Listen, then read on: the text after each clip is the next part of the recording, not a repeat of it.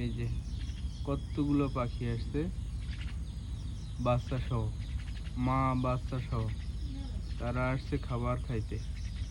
আমাদের এইখানে মুড়ি সকালবেলা দেওয়া হয়, ওরা এসে খাইয়ে দেয়। ওই যে এদের কত বিশ্বস্ততা, বিশ্বাস করে আসলে মানুষের কাছে আসে ওরা খাবারের জন্য।